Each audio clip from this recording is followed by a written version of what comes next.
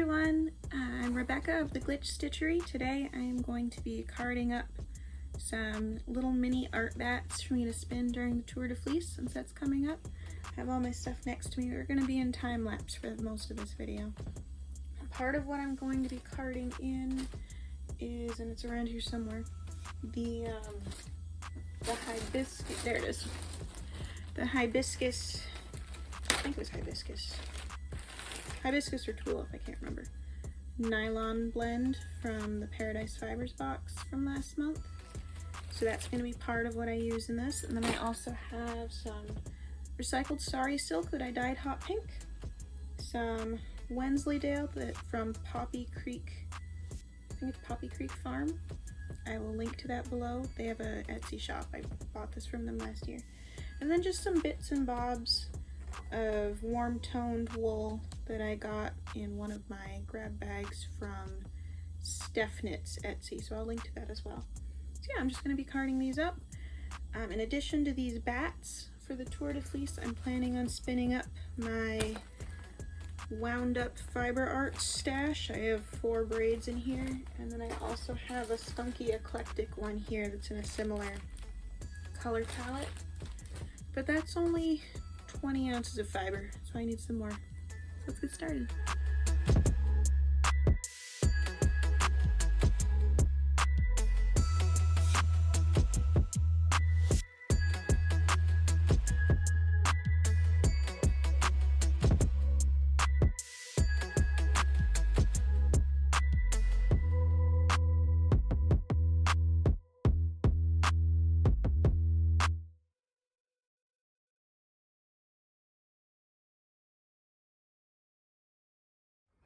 Alright, so I've gotten most of the bats done at this point. I have this much eco nylon left, so I'm out of the little scraps I was using, so I'm going to have to change it up a little bit. But I just want to talk about how I personally use the blending board to make mini bats, because I know everyone has a different way of doing it.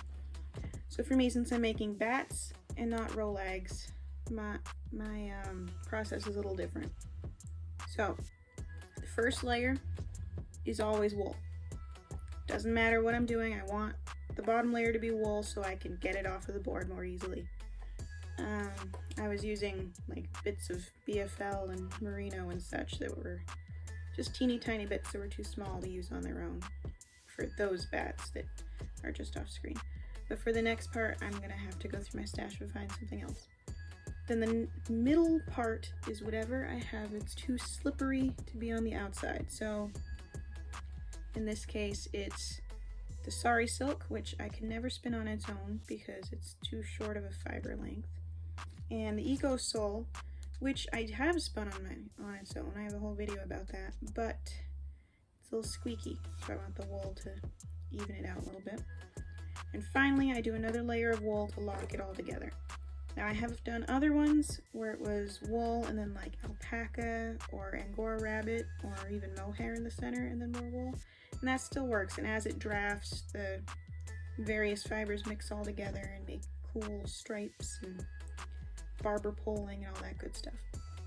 So you'll still see all of the elements of it once it's spun into yarn. It's just a way to keep the more slippery fibers under control for when I'm drafting it. So I think I have a little bit of Beaumont dyed pink, and I can use that for the last couple bats. I should only get probably 3 more before I'm out of this. This is really the only thing I wanted to get turned into bats right now. And then at the end, I'll show you all the finished bats. So I'll see you in a few minutes with a pile of bats.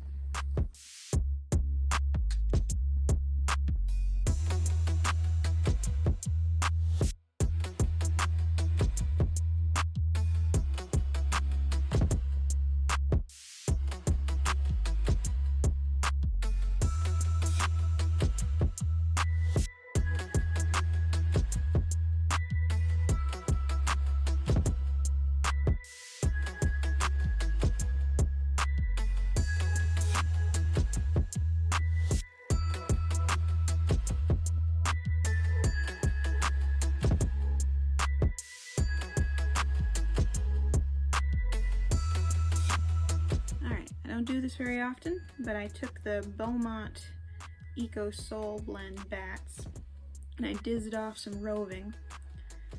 I hardly ever do this, but it is kind of fun. I just wanted to see what it would look like as it blended further, and I do kind of like these colors together. So I'm looking forward to spinning this part. So, the bats, they're just behind the camera. Here we go.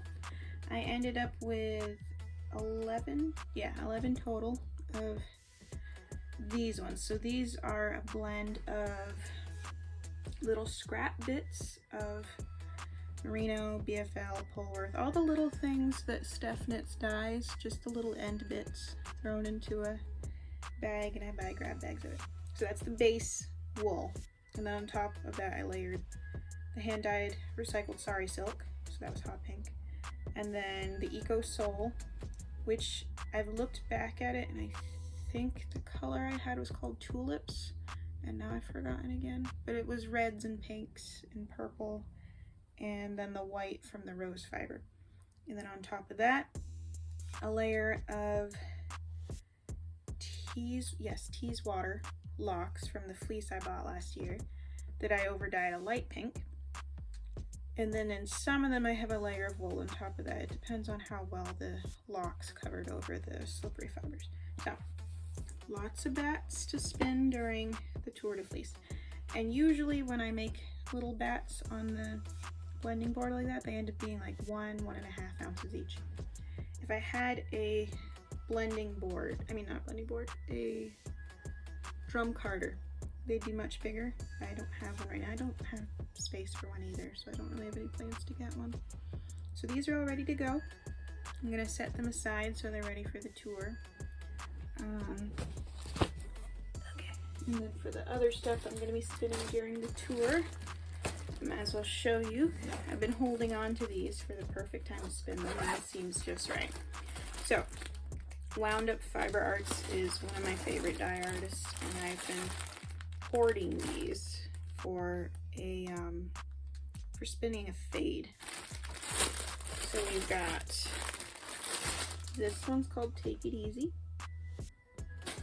and then we've got Ocean Glow and Limelight,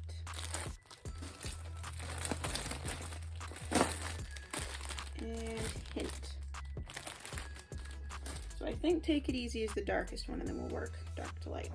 And I also have from Spunky Eclectic, this one's the May